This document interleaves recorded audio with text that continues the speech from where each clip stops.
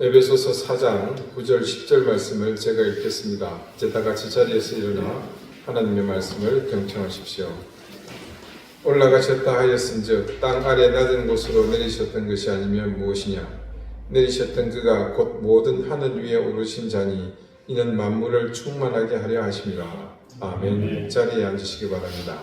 하나님께서 이 말씀으로 우리에게 은혜 주시기를 원합니다.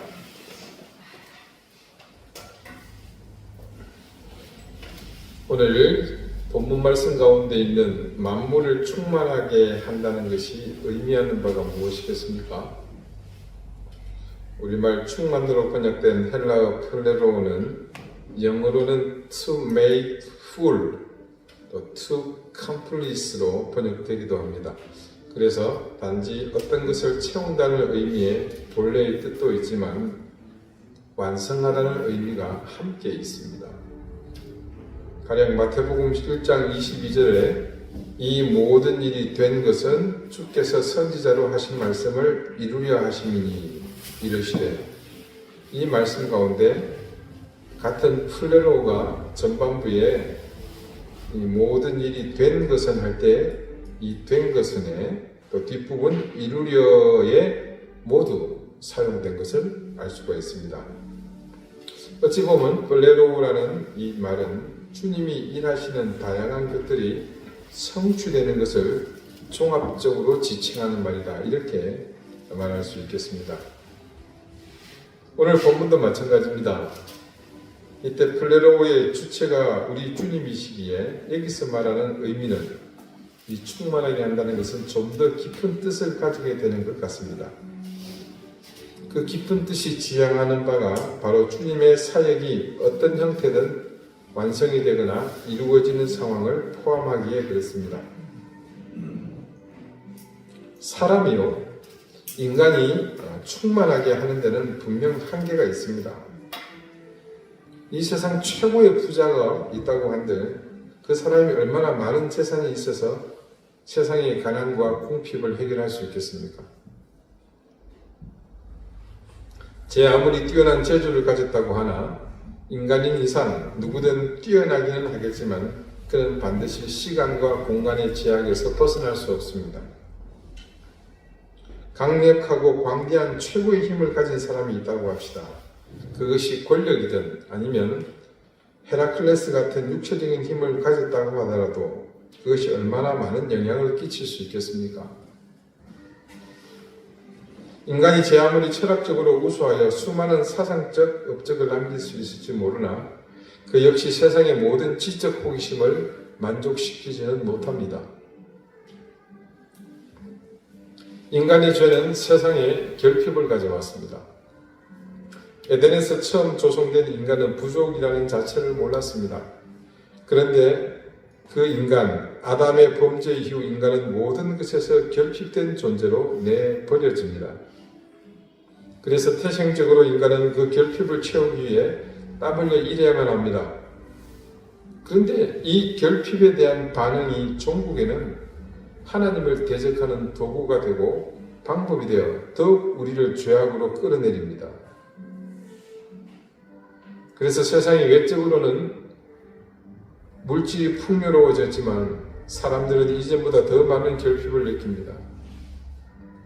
채워지지 않는 뭔가에 목말라 사람들은 풍요하지만 오히려 내적 기아에 허덕입니다. 열왕기상 4장 20절 이하의 단락에 제목이 이렇게 붙여져 있는 것을 볼 수 있습니다. 솔로몬의 영화. 그리고 그 솔로몬의 영화가 어떤 내용인지 본문은 다음과 같이 기록이 되어 있습니다. 혹시 셈을 잘 아시는 분들은 이거 환산해서 좀 계산을 해보시기 바랍니다. 유다와 이스라엘의 인구가 바닷가의 모래같이 많게 되매 먹고 마시며 즐거워하였으며 솔로몬이 그 강에서부터 블레셋 사람의 땅에 이르기까지와 애굽 지경에 미치기까지 모든 나라를 다스림으로 솔로몬이 사는 동안에 그 나라들이 조공을 바쳐 섬겼더라. 솔로몬의 하루의 음식물은 가는 밀가루가 30고루요 굵은 밀가루가 60고루요 살진 소가 10마리요 초장의 소가 20마리요 양이 100마리이며 그 외에 수사슴과 노루와 암사슴과 살찐 새들이었더라. 솔로몬이 그 강 건너편을 딥사에서부터 가사까지 모두 그 강 건너편의 왕을 모두 다스림으로 그가 사방에 둘린 민족과 평화를 누렸으니 솔로몬이 사는 동안에 유다와 이스라엘이 단에서부터 브엘세바에 이르기까지 각기 포도나무 아래와 무화과 나무 아래에서 평안히 살았더라. 솔로몬의 병거의 말 외양간이 4만이요 마병이 12,000명이며 그 지방 관장들은 각각 자기가 맡은 달에 솔로몬 왕과 왕의 상에 참여하는 모든 자를 위하여 먹을 것을 공급하여 부족함이 없게 하였으며 또 그들이 각기 직무를 따라 말과 준마에게 먹일 보리와 꼴을 그 말들이 있는 곳으로 가져왔더라. 하나님이 솔로몬에게 지혜와 총명을 심히 많이 주시고 또 넓은 마음을 주시되 바닷가의 모래같이 하시니 솔로몬의 지혜가 동쪽 모든 사람의 지혜와 애굽의 모든 지혜보다 뛰어난지라.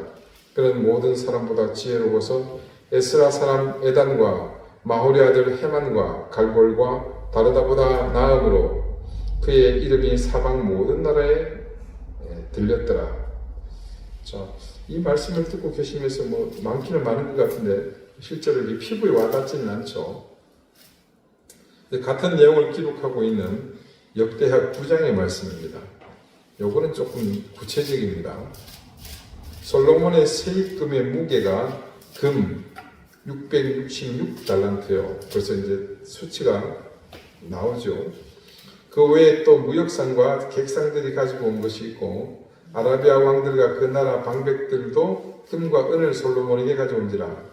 솔로몬 왕이 쳐서 느린 금으로 큰 방패 200개를 만들었으니 방패 하나에 든 금이 600세겔이며 또 쳐서 느린 금으로 작은 방패 300개를 만들었으니 방패 하나에 든 금이 300세겔이라. 왕이 이것들을 레바논 나무궁에 두었더라. 왕이 또 상하로 큰 보좌를 만들고 순금으로 입혔으니 그 보좌에는 6층계와 금 발판이 있어 보좌와 이어졌고 앉은 자리 양쪽에는 팔걸이가 있고 팔걸이 곁에는 사자가 하나씩 섰으며 또 12사자가 있어 그 6층계 양쪽에 섰으니 어떤 나라에도 이같이 맞는 것이 없었더라. 솔로몬 왕이 마시는 그릇은 다 금이요 레바논 나무 궁의 그릇들도 다 순금이라. 솔로몬 시대에 은을 귀하게 여기지 아니하면 왕의 배들이 후람의 종들과 함께 다시스로 다니며 그 배들이 3년에 1차씩 다시스의 금과 은과 상아와 원숭이와 공작을 실어옵니더라. 솔로몬 왕의 재산과 지혜가 천하의 모든 왕들보다 큰지라. 천하의 열왕이 하나님께서 솔로몬의 마음에 주신 지혜를 들으며 그의 얼굴을 보기 원하여 각기 예물을 가지고 왔으니 곧 은그릇과 금그릇과 의복과 갑옷과 향품과 말과 노새라. 해마다 정한 수가 있었더라. 솔로몬의 병검에는 말에 외양간은 4,000이요 마병은 12,000명이라. 병거성에도 두고 예루살렘 왕에게도 두었으며 솔로몬이 유브라데 강에서부터 블레셋 땅과 애굽 지경까지의 모든 왕을 다스렸으며 왕이 예루살렘에서 은을 돌같이 흔하게 하고 백향목을 평지에 뽕나무같이 많게 하였더라. 솔로몬을 위하여 애굽과 각국에서 말들을 가져왔더라. 자, 여기 좀 더 구체적인 데이터가 있죠. 이 단위가 좀 익숙하지 않아서 그렇죠. 그래서 이 솔로몬의 재산을 오늘날의 가치로 환산하면 얼마나 될까 해서 좀 찾아봤습니다. 잘 안 나오더라고요. 어렵게 찾아낸데요. 보니까 다른 건 없고요. 순수하게 성경에 기록된 솔로몬 소유의 금과 은만 따로 시세를 따라 환산을 해보니까 대략 얼마 정도 될 것 같아요? 125조 원이랍니다. 이 수치는 금값이 오르기 훨씬 전에 환산한 거거든요. 이게 지금 금값이 무지 올랐잖아요. 그러니까 못돼도 200조 원 가까이 되겠다 이렇게 추정을 합니다. 조금 전에도 말씀드렸지만 이 수치는 뭐다? 금과 은만 따로 떼서 환산한 겁니다. 다른 보석, 또 부동산, 골동품 다 제외한 금액입니다. 어마어마하죠. 지금 전 세계적으로 가장 부자라고 꼽는 사람은 빌 게이츠입니다. 그의 재산이 어느 정도 아십니까? 우리 돈으로 약 47조 원 정도 된다고 합니다. 그러니까 세계 최고 부자의 4배에 가까운 그런 수치입니다. 근데 여러분, 이 솔로몬이요, 육체적으로만 풍요로웠던 것은 아닙니다. 먼저 읽어드렸던 그 열왕기 하의 본문 바로 다음 기록된 말씀입니다.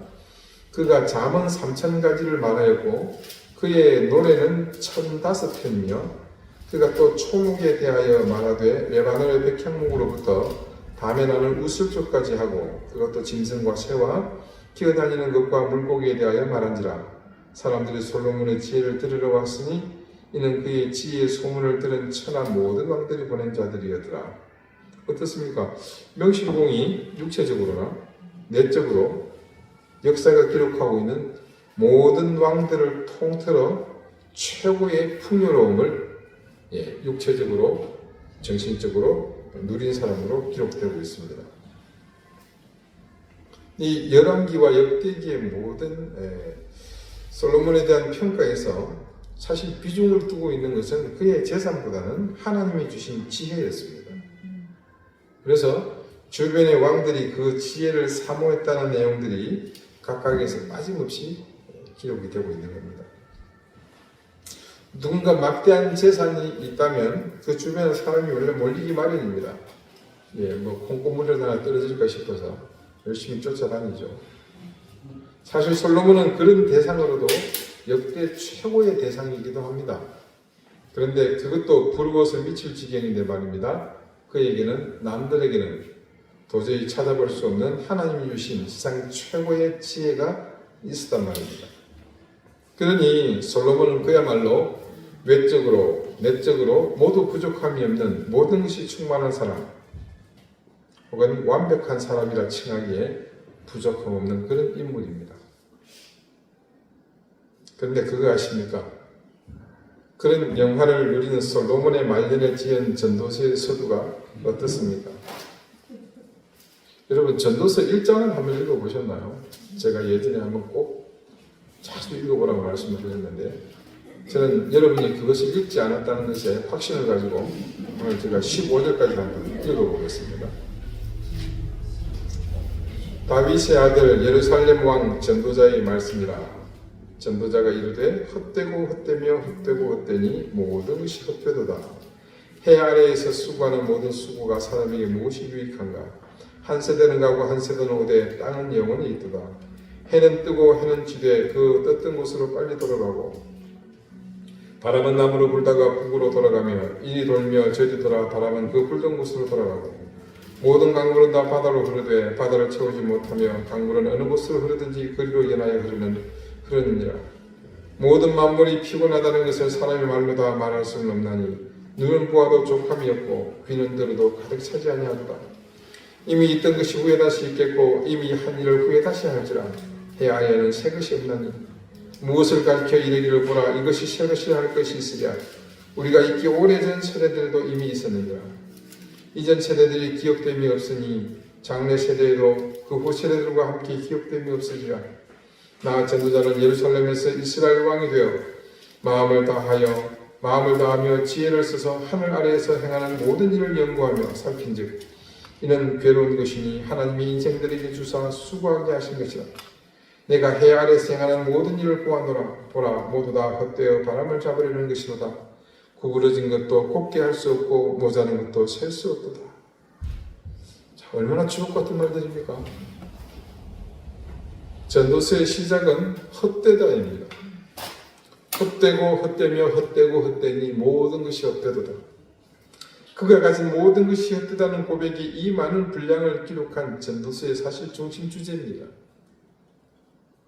그리고 이 전도서는요, 자신의 지혜에 대해서도 이렇게 평가합니다. 조금 전에 읽어드렸던 바로 그 뒷부분입니다. 내가 내 마음속으로 말하여 이르기를 보라 내가 크게 되고 지혜를 더 많이 얻었으므로 나보다 먼저 예루살렘에 있던 모든 사람들보다 낫다 하였나니 내 마음이 지혜와 지식을 많이 만나 보았음이로다. 내가 다시 지혜를 알고자 하며 미친 것들과 미련한 것들을 알고자 하여 마음을 썼으나 이것도 바람을 잡으려는 것인 줄을 깨달았도다. 지혜가 많으면 본대도 많으니 지식을 더하는 자는 근심을 더하느니라. 세상에서 얻은 모든 영광이 헛되다. 뭐 그거는 알겠는데요. 어떻게 하나님이 주신 지혜마저도 결국에는 이런 결과를 낳았는가? 좀 의구심이 들죠. 근데 이유는 간단합니다. 우리는 솔로몬의 말년에 대해서 조금 아는 게 있잖아요. 그죠? 네. 신앙적이지 못했고, 하나님 중심적이지 못했고,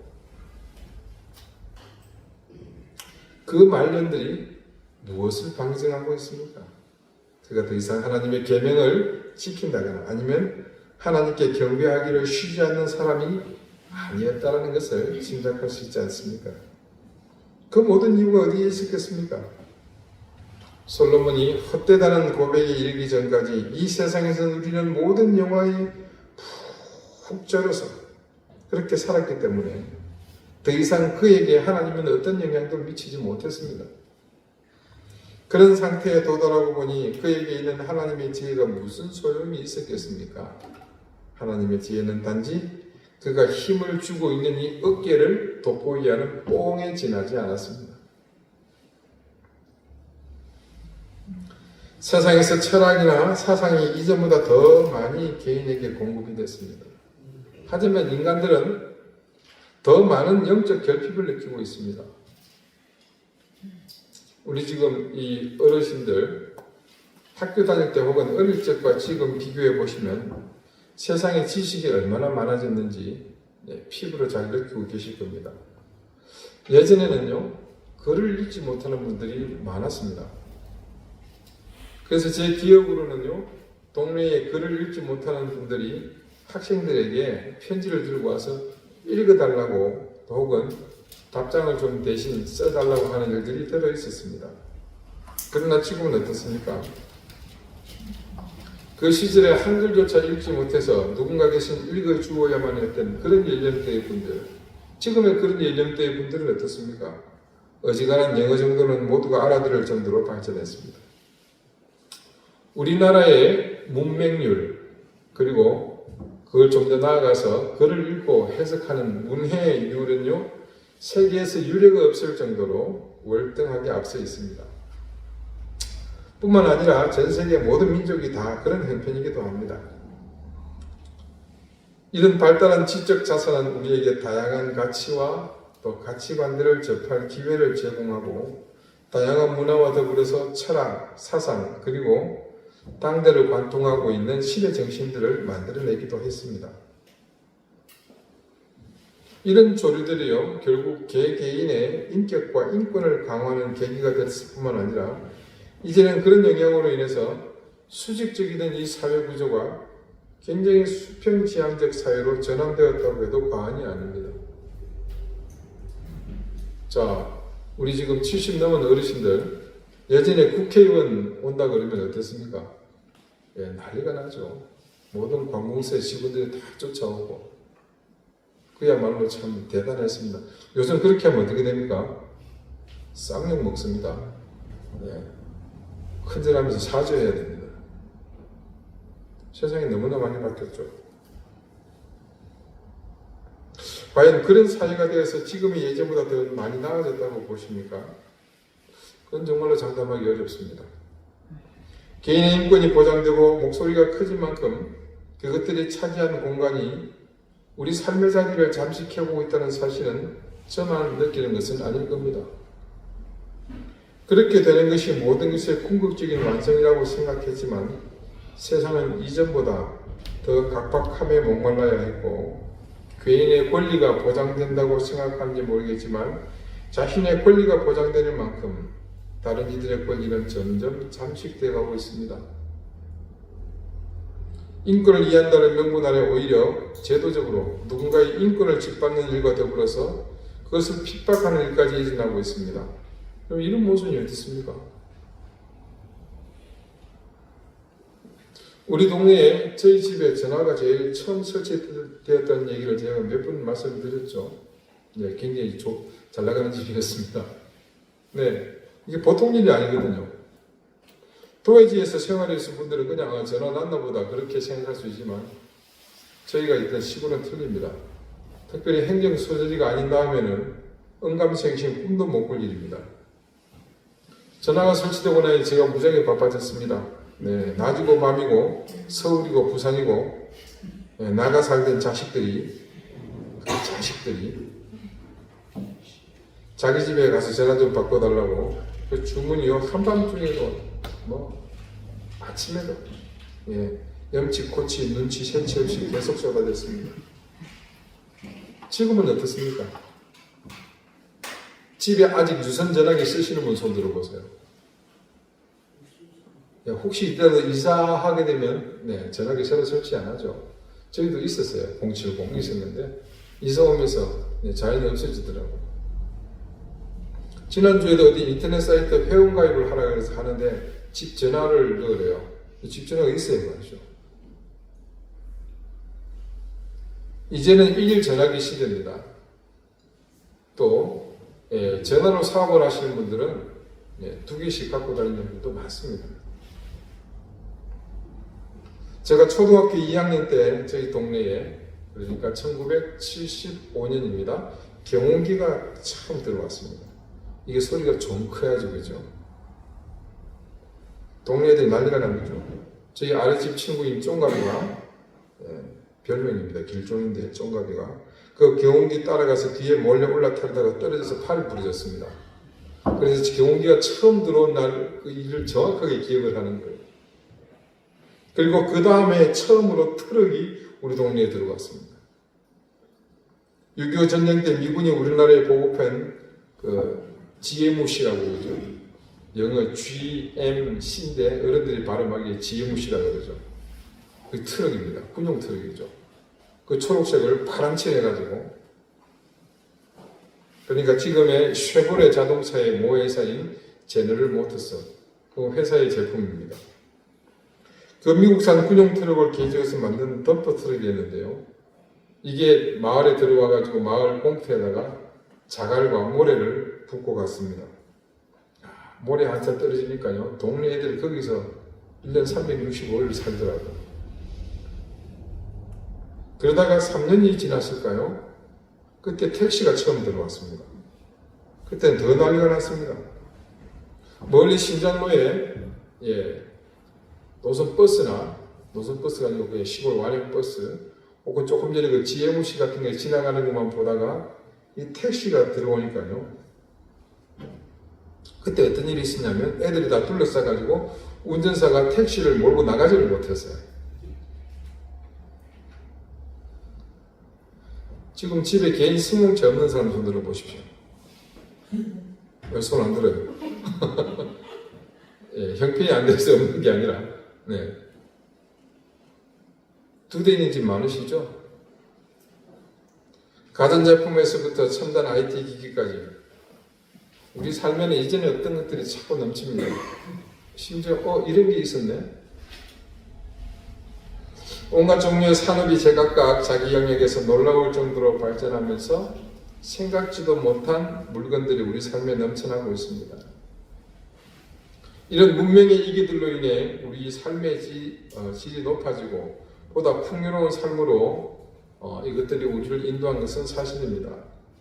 하지만 이 풍요로움과 윤택함은 아무 대가 없이 그냥 주어진 것이 아닙니다. 우리의 풍요와 높은 삶의 질은 모두가 많은 것들을 소진하고 또 어떤 것은 파괴하거나 오염시키는 환경 파괴를 필연적으로 수반해야만 했습니다. 지금 우리나라에서요, 사계절의 이 기후 변화가 뚜렷하게 순차적으로 변하는 것이 사라진 지는 오래죠. 올해는 조금 예외 있는 것 같습니다만 평년의 모습에서 보자면 겨울과 여름에 치중된 그런 기울어진 사계절이 우리나라 기후의 보편적 흐름입니다. 자, 여기 다 제주로 이주해 오신 분들이죠. 100%. 여러분, 제주 기후가 예전만 못하잖아요. 이 제주의 장점 중 하나는 기후의 매력이 있었습니다. 그거 다 사라져 버렸습니다.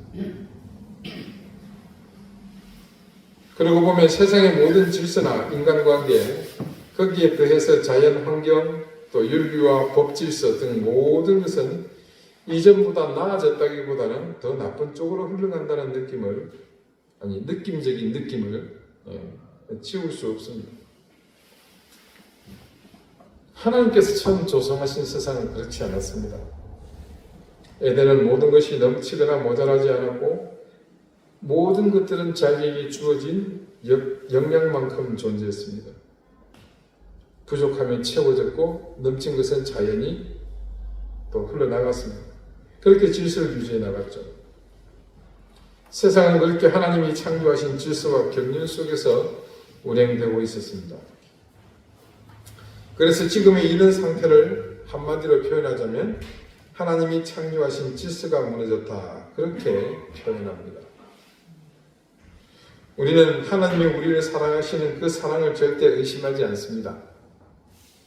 그래서 우리는 그 사랑을 믿기에 지금도 하나님의 은혜를 기대하며 그분의 은혜에 의존하는 인생으로 살고 있습니다. 그 의존의 가장 큰 핵심은 바로 우리 영혼의 구원입니다. 그 구원은 바로 첫사람 아담이 에덴에서 범죄하고 이후 영생이 아닌 영면의 삶이 우리 인생이 된 그런 굴레에서부터 벗어나는 겁니다. 우리를 사랑하시는 하나님은 그래서 아담 이후로 무너진 모든 것을 회복하실 것을 인간을 유혹한 뱀에게 공언하셨고요. 뱀에게 왜 그런 약속을 하신다? 아니, 그것이 뱀에게는 저주거든요. 우리는 그 하나님의 계획에 따라 지금 함께 구원의 길, 영생의 길을 향해 가고 있습니다. 오늘 말씀은요, 그런 하나님의 의지가 무엇을 말하는지 중요한 사실을 우리에게 증언합니다. 올라가셨다 하셨은즉 땅 아래 낮은 곳으로 내리셨던 것이 아니면 무엇이냐? 내리셨던 그가 곧 모든 하늘 위에 오르신 자니 이는 만물을 충만하게 하려 하심이라. 온 우주의 진정한 주인이신 하나님의 아들 예수 그리스도께서는 또한 하나님이시기에 지금 이 우주 만물 가운데 함께 편지해 계십니다. 그런데 그분이 무슨 까닭으로 땅 아래 낮은 곳으로 그리고 또 하늘 위로 오가시면서 스스로 공간의 제약을 받는 그런 존재가 되셨습니다. 자, 내리셨던 그 바로 인간의 몸으로 오신 하나님, 구주 예수 그리스도를 일컫는 가장 보편적인 수식어죠. 그리고 그는 본래 하나님이셨기 때문에 또 어떻게 됩니까? 그가 오셨던 하늘 위로 올라가셨습니다. 우리는 이 오르내림의 목적과 방향을 잘 압니다. 바울은 그 오르내림, 즉 성육신과 십자가에서의 희생, 이어지는 부활과 그리고 성령의 강림을 한마디로 만물을 충만하게 하려 하십니다. 그렇게 그 목적을 말하고 있습니다. 결국 충만, 이 플레로우는요, 그분이 내려오시고 다시 올라가신 모든 것의 목적이며 방향이었습니다. 첫사람 아담의 범죄로 생긴 결핍에 대한 체험을 위해 이 땅에 그분이 오신 겁니다. 인간의 죄로 인해 무너진 구원의 역사를 다시 완성하기 위해서 그분이 이 땅에 오신 겁니다. 그분이 오시지 않고는 인간의 노력으로 도달하는 것은 불가능했기에 그 일을 완성하실 유일한 존재이신 메시아로서 이 땅에 오셔야만 했던 거죠. 오늘 말씀에서 바울은 하나님의 그 행위 중심이 바로 충만하게 하려 하시는 플레로우라고 증언하고 있습니다. 그러므로 이 충만은요, 바로 하나님의 유일하고 또한 그분만이 할 수 있는 당신만의 능력의 발현입니다. 그렇게 주님께서 플레로우 충만하시지 않았다면 이 세상은 그리고 우리는 어떤 희망도 품을 수 없게 됩니다. 교회를 말하고자 하는 에베소서에서 바울이 이런 표현을 사용한 것을 우리는 좀 신중하게 바라보아야 합니다. 무게를 좀 둬야 된다는 거죠. 한마디로 교회는 충만과 완성의 장이 되어야 한다는 본질적 사명이 있다는 사실을 지금 바울은 이 말씀을 통해서 우리에게 말하고자 합니다. 교회는요, 바로 이런 사실 뭡니까? 세상을 온전케 하고 구원하게 하는 그런 사실을 간직한 유일한 인류 구원의 솔루션이기 때문에 바울의 이 가르침은 교회된 우리가 그리고 그 구성원이며 스스로 교회인 우리 자신이 가슴에 깊이 새겨야 할 보석과 같은 말씀입니다. 자, 여러분 자신이 교회됨을 믿으십니까? 예, 아니시면 큰일 나요. 제가 정말 많이 실망합니다. 그렇다면 여러분의 고백에 드리워진 무게는 무엇이냐? 바로 이 말씀이 주는 우리를 향한 주님의 기대 때문에 느끼는 무게입니다. 오늘 말씀을 보면 충만은 그 대상이 분명합니다. 단지 채우고 부풀리는 것이 아니라 창조 질서의 회복이고 무엇입니까? 또 우리 구원의 완성이잖아요. 그래서 우리가 충만의 도구가 되어야 함은 우리뿐만 아니라 하나님의 자녀로 교회된 모든 그리스도인의 삶의 방식이고 목표가 되어야 합니다.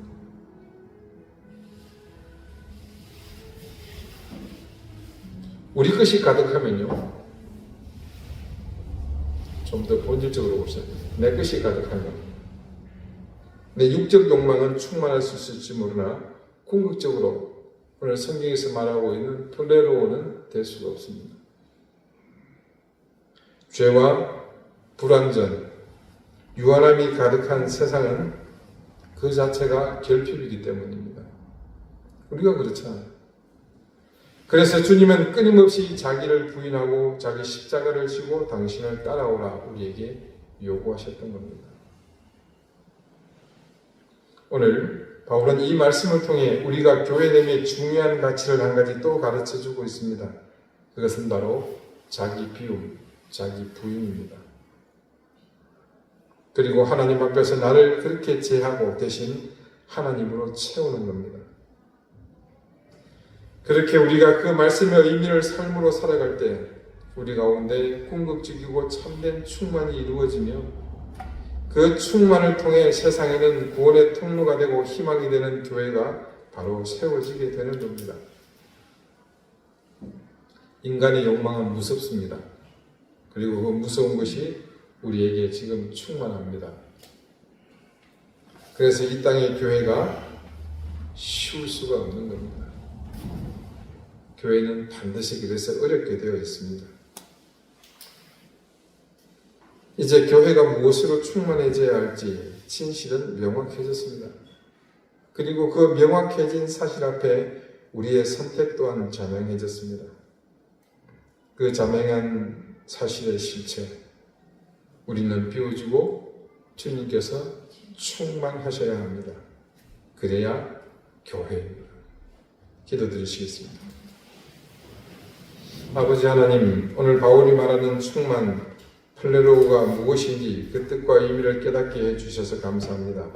그리고 이 충만의 중심이 오로지 예수 그리스도가 되어야 한다는 사실 또한 깨닫게 해주셔서 감사합니다. 우리가 구원의 은혜를 값없이 선물로 받고 이 땅이 회복되며 하나님의 공의가 그리고 정의와 진실이 살아 숨쉬는 길이 바로 이 충만에 있음을 깨달으며 참된 교회에 나아갈 바를 알게 해주셔서 감사합니다. 이제 교회된 우리의 삶을 통해 그리스도의 충만, 이 플레로가 완성되게 하시고 그런 교회들로 세상이 다시 회복되며 소망이 넘치게 해 주십시오. 예수 그리스도 이름으로 기도드립니다. 아멘.